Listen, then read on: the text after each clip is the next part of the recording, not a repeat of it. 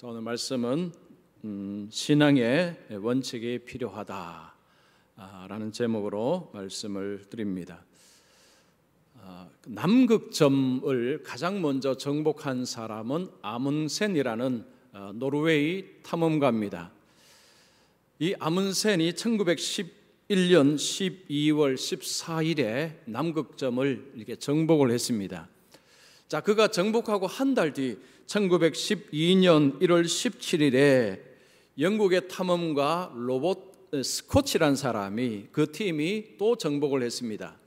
한 달 사이에 노르웨이 한 팀 그리고 영국의 한 팀, 이 두 팀이 남극을 정복을 한 것입니다. 자, 정복을 한 것은 좋았는데 이게 정복하고 돌아오는 데에 한 팀은 모두가 남극에서 사망을 했고 한 팀은 다 집으로 복귀를 했습니다.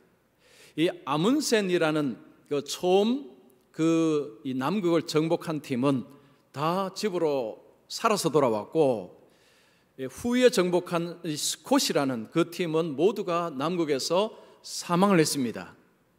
자, 왜 이런 차이가 벌어졌는가? 그 이유를 보면 이런 게 있습니다.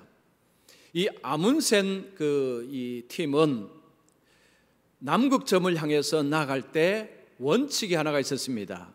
하루에 무조건 20마일만 행군한다. 20마일은 한 32km 됩니다. 우리나라 서울에서 한 인천까지 거리, 여기 한 30km, 32km 정도 된다고 합니다. 이게 아문센 팀은 날이 좋든지 굳든지 무조건 20마일, 하루 20만 마일만 행군한다라는 그 원칙을 가지고 행군을 했다고 합니다.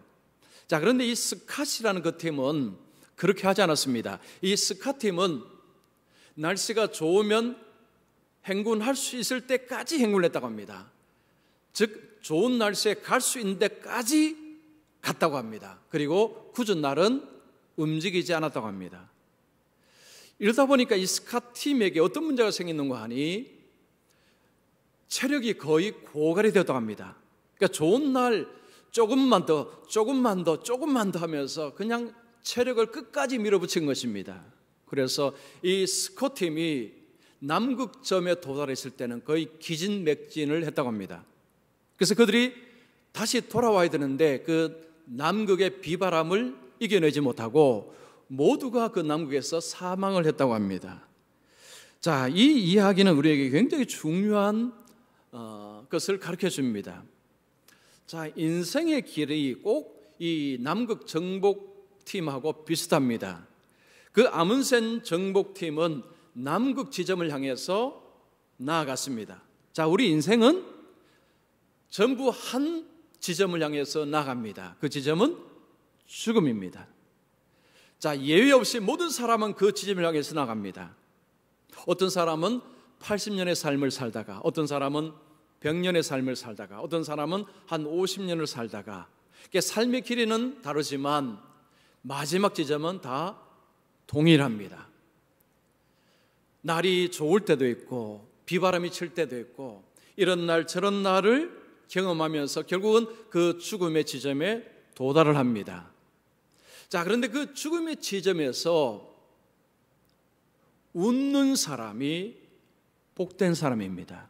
그 마지막 지점에서 웃을 수 있는 사람이 복된 사람입니다. 자, 그러면 그 마지막 지점에서 웃을 수 있는 사람이 누구일까요? 믿음을 지킨 사람입니다.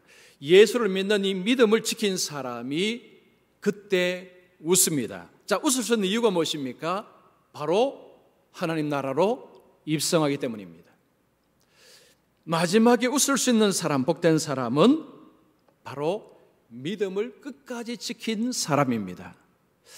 자, 여러분, 우리가 살아가면서 60년이 되든 80년이 되든 90년이 되든 긴 세월 동안에 이 믿음을 지킨다는 것이 쉽지가 않습니다. 왜 쉽지가 않을까요? 좋은 날만 있는 것이 아니고 굳은 날도 많기 때문에 우리 인생에 이런저런 파도가 몰려올 때 우리의 믿음이 흔들흔들거립니다. 요즘처럼 이 코로나 확진자가 갑자기 폭증하게 되면 그러면 이런 믿음의 흔들림이 또 일어납니다. 자, 우리 속에 고난이 일어날 때 믿음이 흔들리는 이유가 뭘까요? 여러분, 우리 마음속에, 그리고 세상이 이런 이야기를 합니다. 예수 믿어도 별 것 없네. 예수 믿어도 별 도움이 안 되네. 이런 생각들이 우리 마음속에서부터 나오고, 그리고 세상에 또한 그런 말을 합니다. 아니, 뭐 예수 믿으면 뭔가 좀 달라지지 않느냐? 하나님이 살아계시면 결국 어떻게 이렇게 될 수가 있느냐? 고난 속에서, 어려움 속에서 사람들은 이런 의문을 가집니다. 그래서 어떤 사람들은 그 고난 앞에서 교회를 떠납니다. 신앙을 떠나버리기도 합니다. 이런 일들은 항상 일어나고 있습니다. 마지막까지 믿음을 지킨다는 것은 결코 쉽지가 않습니다. 자, 그러면 우리가 마지막까지 믿음을 지키기 위해서 정말 우리에게 필요한 것이 뭘까요? 바로 신앙의 원칙이 필요합니다. 비바람이 치든지 햇볕이 따갑든지 우리의 삶에 어떤 일이 있어도 하나님 나라를 향해서, 천국을 향해서 매일매일 일정 양식 걸어가기 위해서는 우리에게 정말 필요한 것이 뭐냐 하면 신앙의 원칙입니다. 이 신앙의 원칙이 우리를 붙잡아 줍니다. 우리를 세워줍니다. 끝까지 가게 만들어줍니다. 오늘 본문의 말씀이 우리에게 그 교훈을 줍니다. 우리의 삶에 신앙의 원칙이 절대적으로 필요하다. 그리고 이 신앙의 원칙이 우리의 삶에 어떤 의미가 있는지, 어떤 역할을 하는지 오늘 본문의 말씀 우리에게 알려주고 있습니다. 자, 먼저 첫 번째입니다. 하나님의 백성임을 보여주는 인생의 원칙을 만들라. 자, 오늘 본문을 통해서 우리가 배울 수 있는 교훈 첫 번째는 우리의 인생의 원칙을 만들어야 되는데, 그 원칙은 하나님의 백성임을 보여주는 원칙을 만들어야 한다는 것입니다. 자, 우리의 삶에 여러 가지 원칙이 있는데 어떤 원칙은 예수 믿는 사람인지를 알 수 없는 원칙이 있습니다. 우리에게 진짜 필요한 원칙은 뭐냐면 그 원칙을 보면 이 사람이 예수 믿는 사람이구나 라는 것을 금방 알 수 있는 이런 원칙을 만드는 것이 필요하다는 것입니다. 자, 이 원칙을 가지고 있을 때, 그 원칙이 있을 때 어떤 삶을 살아가느냐 하면 그 원칙을 통해서 하나님 앞에서 옳고 그름을 분간을 합니다. 이것은 하면 안 돼. 이것은 해야 돼. 이것을 분간할 수 있는 힘을 주는 것이 원칙이라는 것입니다. 자, 오늘 본문에 우리에게 익숙한 다니엘, 그리고 세 친구가 나옵니다. 이 다니엘과 세 친구가 지금 남의 나라 바벨론의 포로로 끌려가 있습니다. 남유다는 망했습니다. 바벨론이 남유다를 멸망시켰습니다. 멸망시킨 후에 그 땅에 있는 귀족의 자제들, 그 자녀들을 바벨론으로 끌고 갔습니다. 그 바벨론 땅에서 그들을 교육시키고 훈련시켜서 그 나라에 필요한 일꾼으로 세우기 위함이었습니다. 자, 다니엘과 세 친구는 바벨론의 왕궁에서 교육과 훈련을 받습니다. 그 나라의 학문을 배웁니다. 그 나라의 언어를 배웁니다. 자, 우리가 한번 생각해 보십시오. 자기 땅에서 벗어나서 우상의 문화가 있는 땅으로 지금 이 사람들이 갔는데 그때 나이가 한 16세 정도 됩니다. 우리나라로 중학, 중3, 고1 정도 되는 참 어린 나이죠. 자, 어린 나이가 지금 남의 나라에 포로로 끌려가서 그 땅의 학문과 문화를 배웁니다. 과연 신앙을 유지할 수 있을 것인가? 이런 의문이 듭니다. 거기에는 성전도 없습니다. 율법 교사도 없습니다. 우상 문화가 가득한데 그냥 우상 문화가 아니고 그 우상의 문화를 안 지키면 박해를 받는 문화입니다. 요즘식으로 말하면 이렇게 말할 수 있습니다. 예수 믿는 어느 가정에 고등학교 1학년 학생이 저 이란으로 유학을 간 것입니다. 거기는 교회가 없습니다. 성경을 가르치는 사람도 없습니다. 성경을 보는 사람도 없습니다. 그 땅은 이슬람교 천지입니다. 이슬람교를 믿지 않으면 불이익을 당합니다. 고등학교 1학년 학생이 거기에서 고1, 고2, 고3 3년을 지내다가 만약에 돌아왔을 때 과연 예수를 계속 믿을 것인가 아니면 이슬람교 사람이 될 것인가? 여러분, 우리가 생각하면 예수 믿는 것은 아마 어렵고 이슬람교 사람이 되어 있지 않을까라는 생각을 해볼 수가 있습니다. 지금 다니엘과 세 친구는 바로 그런 적대적인 환경 속에서 교육과 훈련을 받고 있는 것입니다. 그 어린 나이에 신앙을 유지하기도 참으로 어려운 그 환경 속에서 그들이 거기서 교육과 훈련을 받고 있는 것입니다. 자, 그런데 지금 다니엘과 세 친구는 그냥 신앙을 유지하는 그 정도가 아니라 지금 이들은 그 땅에 가서 원칙을 딱 정하고 이것이 하나님 앞에 옳은지 그런지를 분간하는 일부터 시작합니다. 즉 거기에서 모든 것을 다 무조건적으로 받아들이지 않습니다. 이것이 맞는지 옳은지를 그들은 분간을 해내기 시작합니다. 즉 그들은 원칙을 가지고 그 땅에서 삶을 살아갑니다. 그 원칙은 하나님 앞에서 하나님을 경외하는 가운데서 이것이 옳으냐 그런가 이것을 판단하는 것이었습니다. 자, 오늘 본문에는 그들의 그 원칙을 볼 수가 있습니다. 그들에게 왕의 음식과 포도주가 주어졌습니다. 왕의 음식이니까 얼마나 음식이 좋았겠습니까? 맛있는 음식들이 그냥 즐비했을 것입니다. 그 음식을 보면 여러분 16살 정도 되면 그냥 아무 생각 없이 먹을 수 있는 그런 나이, 어디 보면 혈기왕성합니다. 배가 일찍 고픕니다. 많이 먹을 수 있습니다. 남의 땅으로 끌려왔습니다. 누가 보는 것도 아닙니다.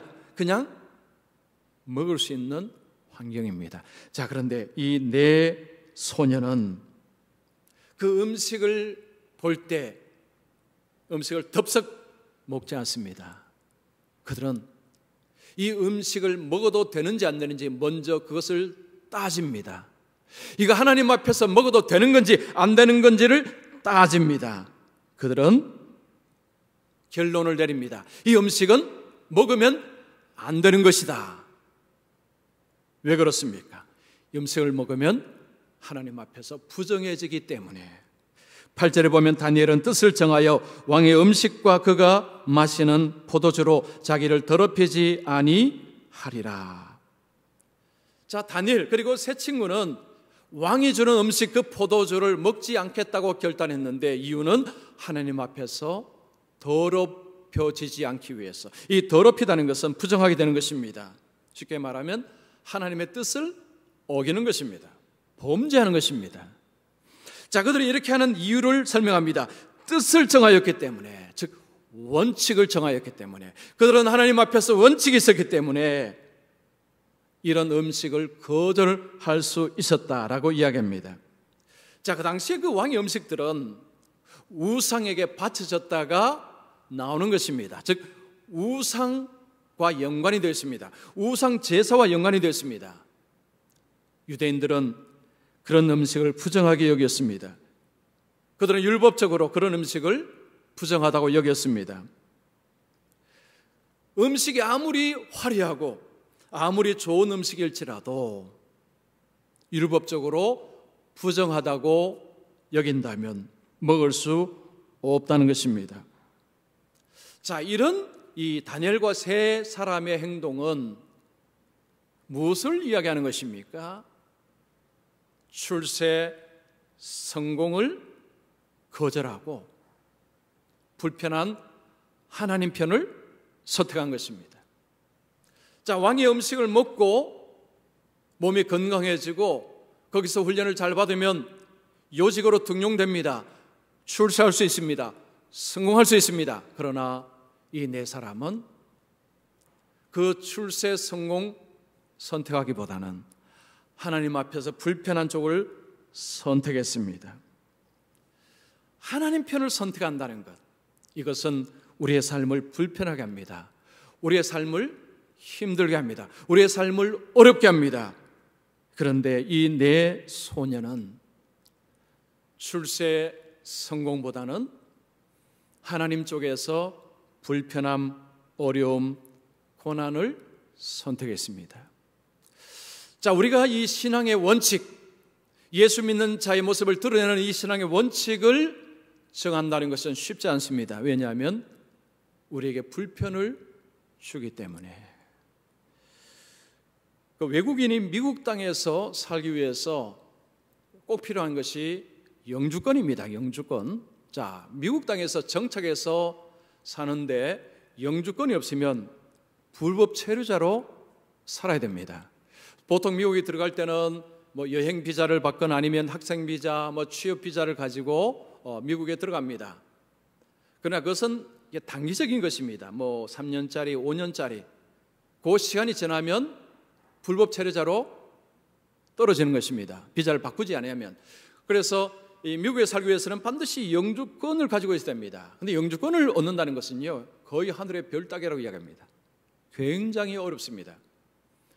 그래서 많은 사람들이 불법 체류자로 살아갑니다. 미국에서 불법 체류자가 되면 집 사는 데도 문제가 생기고 자녀 교육시키는 것도 문제가 생기고 직장을 구하는 것도 문제 생깁니다. 경찰만 봐도 가슴이 두근두근하고 숨어야 됩니다. 이게 삶이 제대로 살 수가 없습니다. 제가 미국 가서 이제 이 IMF도 맞았죠. 그리고 97년도에 갔고 98년도에 우리 제가 목회했던 그 달라스 성광교회 거기에 이제 부교역자로 일하게 되었습니다. 부교역자는 금요일 저녁에 금요기도에 참여하고 그냥 주일날 참여하는 정도입니다. 파트타임이죠.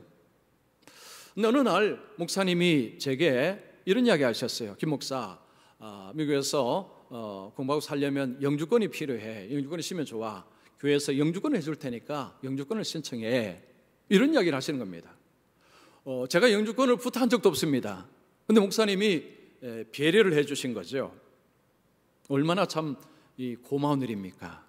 근데 제가 아내와 협의를 하고 의논을 하고 목사님께 목사님 제가 영주권을 받지 않겠습니다 라고 했습니다. 목사님도 처음에 의아해 하셨어요. 그걸 왜 받지 않느냐고. 그리고 어떤 사람은요 이해가 안 된다고 했습니다. 남들은 얻으려고 해도 못 얻는데 준다고 하는데 왜 그걸 안 받느냐. 안 받은 이유가 있습니다. 영주권이 싫어서 안 받은 것이 아닙니다. 하나님 앞에서 옳지 못했기 때문입니다. 무엇이 옳지 못한 줄 아십니까? 영주권을 신청하기 위해서는 전임 사역자여야 합니다. 그리고 이 월급이 사례비가 어느 정도 액수가 되어야 됩니다. 저는 파트였습니다. 그리고 교회에서 받는 사례가 작았습니다. 그러면 영주권 받기 위해서 뭐 해야 됩니까? 부풀려야 됩니다. 다 거짓말 써야 됩니다. 그것 때문이었습니다. 그래서 이거 받지 않겠습니다 하고 정중하게 거절했습니다. 그때가 9.11 테러가 일어나기 전입니다. 그때 영주권 신청하면 빠르면 6개월, 길어도 1년 만에 나왔습니다. 굉장히 빨리 나왔습니다. 근데 제가 담임 목사 되고 나서 영주권 신청하고 나오는데 4년을 넣습니다. 4년. 말이 4년이지요. 4년 동안 한국에 나오고 싶어도 못 나왔습니다. 나올 수가 없었습니다. 영주권이 안 나왔기 때문에. 굉장히 불편했습니다. 돈도 많이 들어갔죠. 자, 이런 이야기 들으면 어떤 분은 그런 생각 들 수 있습니다. 준다 할 때 받았으면 그 고생을 안 했죠. 왜 준다 할 때 안 받았습니까? 우리가 하나님 편에 선다는 건요 결코 쉬운 일이 아닙니다. 결코 가벼운 일이 아닙니다. 말 한마디로 되는 것이 아닙니다. 삶의 불편을 주고 삶의 어려움을 줍니다. 손해를 봅니다. 우리가 어떤 것을 결정할 때 이게 내게 좀 편한가, 내게 좀 유익한가라는 것을 따집니다. 이것이 하나님 앞에 옳은가라고 보다는 이것이 내게 좋은가, 내게 편한가, 내게 유익한가 이 질문을 하고 결정을 하기가 쉽습니다. 만약에 내게 좀 당장 유익되기 때문에 이것을 결정했다면 그 다음에도 똑같이 결정하기가 쉽습니다. 왜냐? 몸이 이미 그것을 압니다. 편한 것을 압니다. 하나님 편에서 조금 불편한 쪽을 선택하면 지금은 좀 불편한데 마음이 괜찮습니다. 마음이 오히려 좋습니다. 이 경험이요, 그 다음에 결정할 때도 유익을 줍니다. 또 하나님 앞에서 그렇게 하도록 돕습니다. 자, 우리가 신앙의 원칙을 세운다는 것은 결코 쉽지 않지만 이것은 우리에게 정말 필요한 것입니다. 우리가 정말 도움이 됩니다. 자, 그러면 우리가 신앙의 원칙을 세울 때 무엇을 기준으로 삼으면 좋을까요? 고린도서 10장 31절에 우리가 잘 아는 말씀이죠. 너희가 먹든지 마시든지 무엇을 하든지 다 하나님의 영광을 위하여 하라. 하나님의 영광이 기준이 되어야 됩니다. 자, 우리가 신앙의 원칙을 세울 때 이것이 하나님께 영광이 되느냐, 아니면 이것이 내게 유익이 되느냐, 분간을 해야 됩니다. 하나님께 기쁨이 되느냐, 하나님께서 기뻐하시는가, 하나님의 이름이 드러나는가, 이것을 따지고 물어야 됩니다. 그런 가운데서 우리의 삶의 작은 원칙들을 세울 수 있습니다. 어떤 분은 이런 원칙이 있다고 합니다. 주일에는 반드시 예배를 드린다. 자기 교회에서 못 드리면 다른 교회를 가서라도 반드시 주일에 예배 드린다. 이걸 원칙으로 삼는다고 했습니다. 또한 수입의 11조는 반드시 하나님 앞에 드린다. 그리고 아침에 일어나면 하나님께 기도한다. 이런 원칙을 가지고 산다고 했습니다. 이런 원칙들이 습관화만 되면 그 다음에는 우리의 삶을 붙들어줍니다. 자, 습관화가 될 때까지는 조금 힘들 수 있어요. 안 한 걸 하려면. 그러나 몸에 익숙해지면 그 원칙이 나를 붙들어줍니다. 나를 살려줍니다. 나를 인도합니다. 그래서 우리가 신앙의 원칙을 가지고 산다는 것은 결국 누구를 위한 것이냐? 우리 자신을 위해서 좋다는 것입니다. 자, 두 번째입니다. 하나님이 세상의 주권자이심을 믿으라. 자, 이게 무슨 말인 거니? 이런 것입니다. 자, 신앙의 원칙을 가지고 사는데 옆에서 보면요, 바보 같습니다. 아니, 왜 저 손해보는 쪽을 저렇게 선택할까? 영주권 준다고 할 때 받았지. 남들은 못 받아서 안달인데 왜 준다고 할 때 안 받아서 저렇게 고생하나? 이해가 안 될 수 있습니다. 그런데 하나님 쪽을 선택하는 이유가 있습니다. 대책이 있다는 거죠. 그 대책이 뭘까요? 하나님께서 역사하신다는 것을 믿는 것입니다. 하나님을 믿는 것입니다. 자, 하나님 편을 선택한다는 것은 다른 말로 하면 나는 하나님을 믿겠다는 것입니다. 그 하나님이 어떤 하나님이라고요? 이 세상의 주권자이십니다. 이런 거죠. 내가 아무리 애를 쓰고 내가 아무리 노력한다고 내 인생 내 뜻대로 살아갈 수 없다. 이것을 아는 것입니다. 이 세상의 주권자는 내가 아니라 하나님이시다. 선하신 하나님이 이 세상을 통치하고 계신다. 그 하나님 편에 설 때, 그 하나님이 도우실 때 인생은 하나님 앞에서 바르게 설 수 있다. 이것을 믿는 것입니다. 여러분, 다니엘과 세 친구가 음식을 거절하고 먹지 않겠다고 하면 옆에서 볼 때요, 저런 바보가 없습니다. 아니, 저렇게 산의 진미를, 아니, 저걸 왜 안 먹겠다고 저러는지 이해가 안 된다. 아마 그런 소년들이 있었을 것입니다. 그 엄청난 것을 그들이 거절했는데, 여러분, 거절할 때 그들은 아무 생각 없이 거절했을까요? 그렇지 않습니다. 그들은 대책이 있었습니다. 하나님을 믿었습니다. 자, 환관장이, 감독관이 이야기를 들었습니다. 그러자 감독관이 하나 걱정이 생겼습니다. 그들이 안 먹어서 얼굴이 초췌해지게 되면 왕이 자신을 문책할 것이고 자기 목이 날아갈 수도 있다라는 두려움입니다. 그럼 10절 한번 볼까요? 환관장이 다니엘에게 이르되 내가 내 주 왕을 두려워하노라.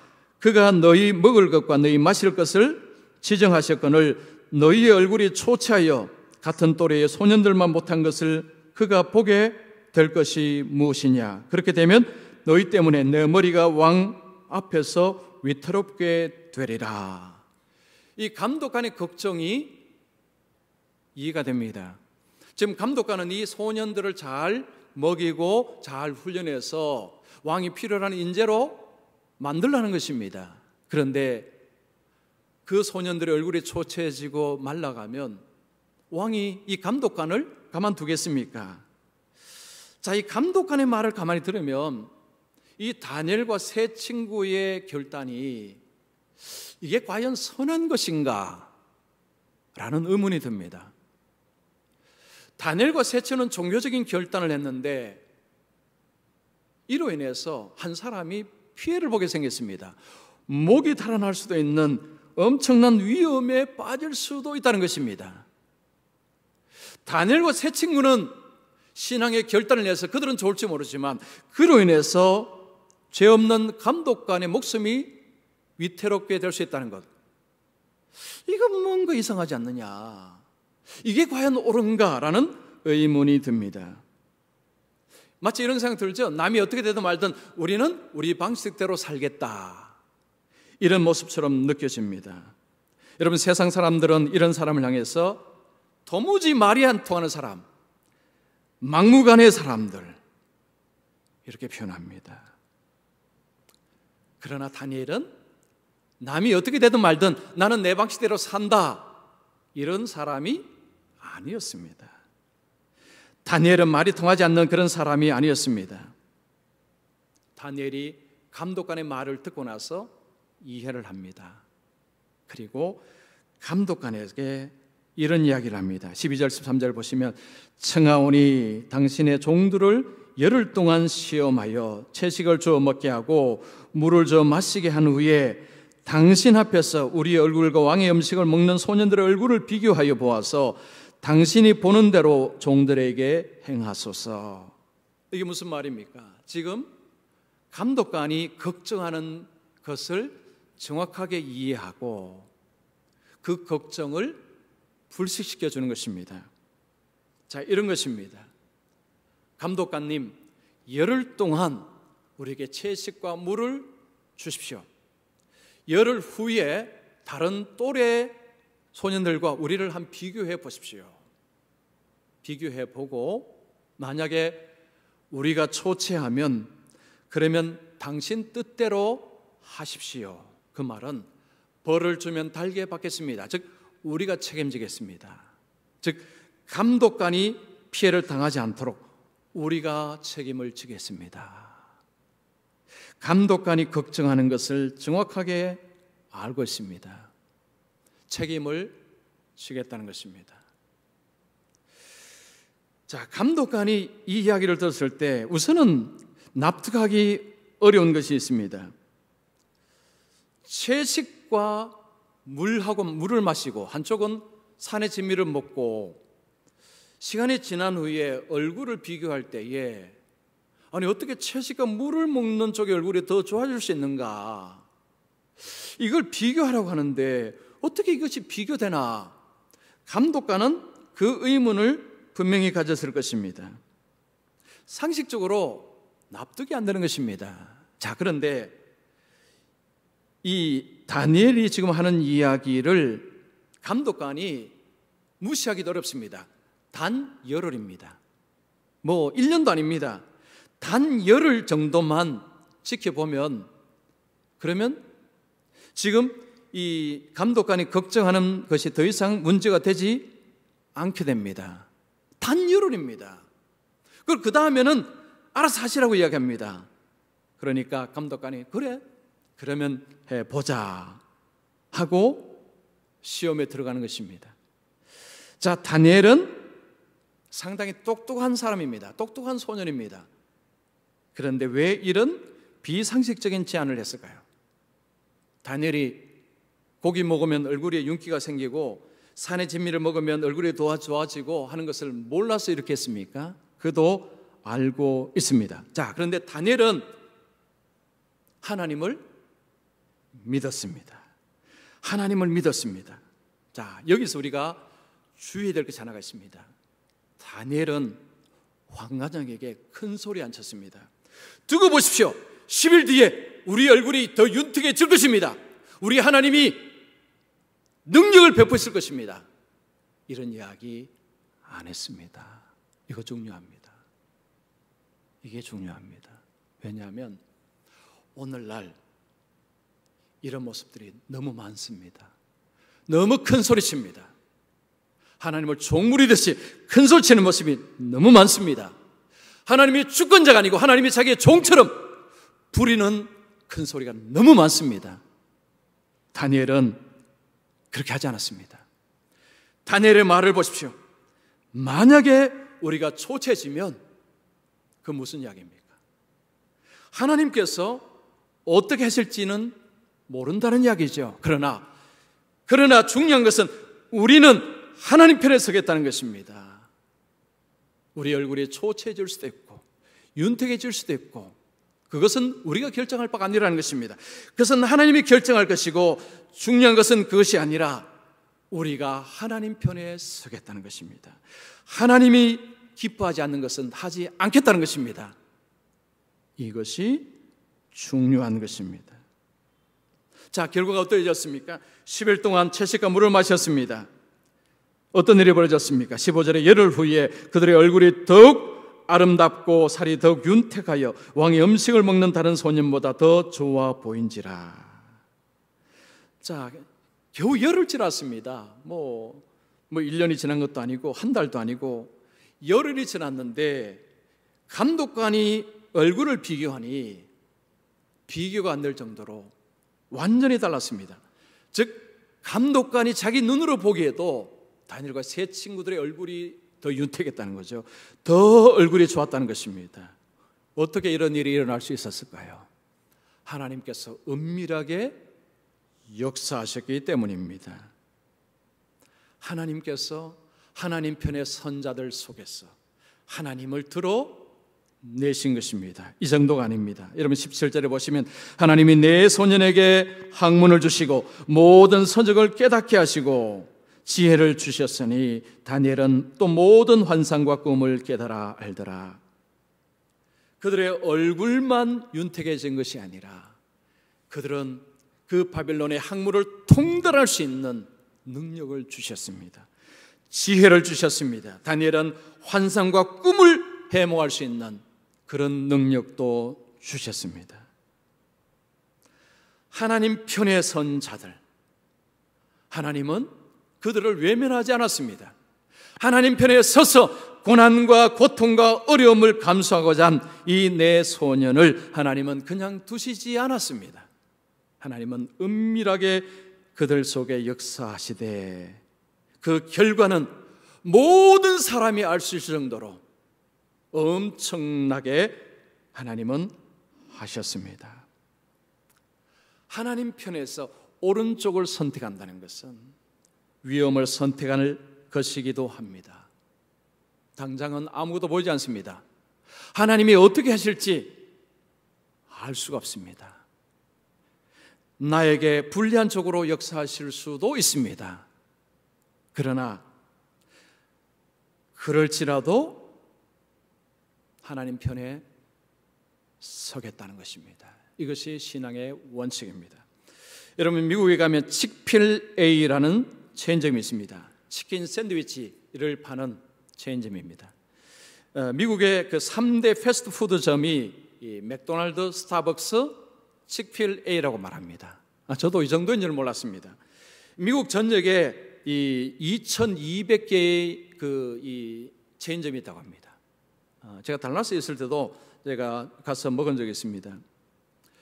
이 패스트푸드점은요, 이 기독교 이 업체입니다.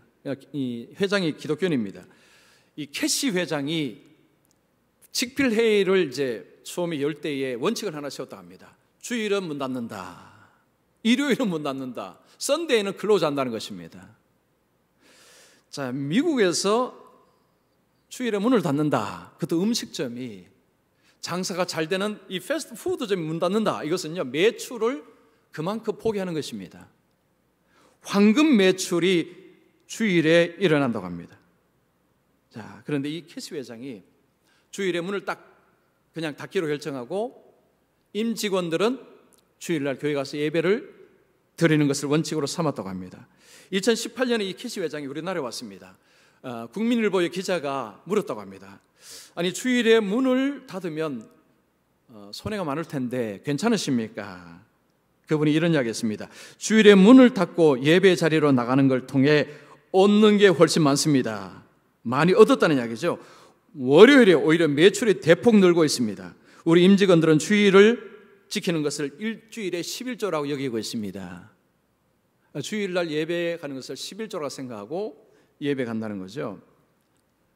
놀라운 것은 월요일에 매출이 늘어났다는 거죠. 상식적으로는요, 이게 안 맞는 것입니다. 주일에 매출이 많아야 되죠. 자, 이분이 신앙의 원칙을 가지고 이렇게 가면요, 좋은 일만 있는 게 아닙니다. 이분이 2011년에 동성결혼의 반대 주장을 분명히 했습니다. 자기는 동성결혼을 반대한다. 우리나라도 지금 이러면 벌떼같이 덤벼드는데 미국도 똑같습니다. 이분이 그 주장하자, 이 직필회의 회장이 그 주장하자 SNS에서요 이 회장을 비난하고 욕하는 일들이 막 일어났습니다. 여론의 문매를 맞았습니다. 그리고 불매운동이 일어났습니다. 그런데 놀라운 일이 벌어졌답니다. 매출이 12% 늘었다고 합니다. 왜 이런 일이 벌어졌는가 보니까요, 한국도 그렇지만 미국도 그렇지만 모든 사람이 동성결혼을 반대하는 것에 대해서 이 사람을 욕하는 사람들이 아닙니다. 그렇게 막 욕하는 사람도 있지만요, 거기에 관심 없는 사람도 많습니다. 그런데 이런 사람들이 오히려 이 캐시 회장을 인정을 해줬다고 합니다. 자기 신념을 지키는 사람. 그런데 놀라운 것이 있습니다.